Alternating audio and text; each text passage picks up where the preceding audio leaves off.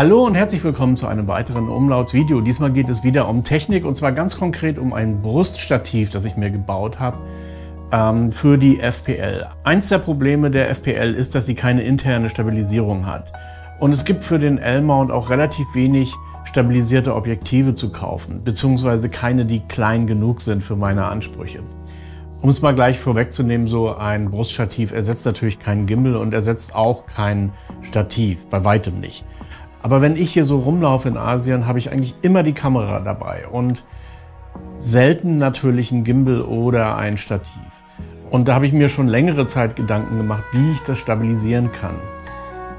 Auf die Idee zu diesem Ding, was ich jetzt hier gemacht habe, bin ich gekommen über ein Inserat bei eBay. Nämlich dort wurde ein uraltes Zeiss Bruststativ angeboten. Und das war für mich die Vorlage, um das hier zu bauen. Ich habe hier noch eine Tasche von einem alten Leica EVF gehabt, das ich im Übrigen nie benutzt habe. Übrigens auch an der FPL benutze ich das EVF gar nicht. Das ist mir irgendwie zu umständlich. Und ja, dann habe ich hier zwei Ösen angebracht. Die sind innen mit einer Rändelschraube befestigt. Und zwar mit voller Absicht. Erstmal haben sie eine große Fläche, sodass mir diese Löcher hier nicht ausreißen. Und zum anderen kann ich das relativ schnell wechseln, wenn ich zum Beispiel diesen Strappen hier an der FPL festmachen will. Das will ich nämlich tatsächlich manchmal. Und außerdem ist das Stativrohr hier unten nochmal befestigt. Dafür habe ich aus einer alten und kaputten Aquatasche die Rändelschraube, die da unten drin sind, in diesen alten Ledertaschen ausgebaut und habe die dann hier eingesetzt. Und das bedeutet, dass das Rohr auch immer mit dieser Tasche verbunden ist, es sei denn, ich schraube sie natürlich ab. Dann kann ich das entsprechend zumachen und dann habe ich eben eine schicke kleine Tasche, wo ich irgendwas reintun kann, zum Beispiel einen Viewfinder oder bei mir jetzt hier, und die Leute, die mit der FPL filmen, kennen das Problem, braucht man immer Batterien. Ja, und da habe ich dann hier eben noch dieses Batteriefach und wenn ich will, kann ich das auch als Batteriefach, als zweites Batteriefach benutzen.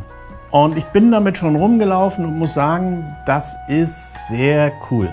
Je nachdem, wie stark man die Friktion hier einstellt am Kugelkopf, kann man damit sogar Schwenks machen und zwar einigermaßen smooth.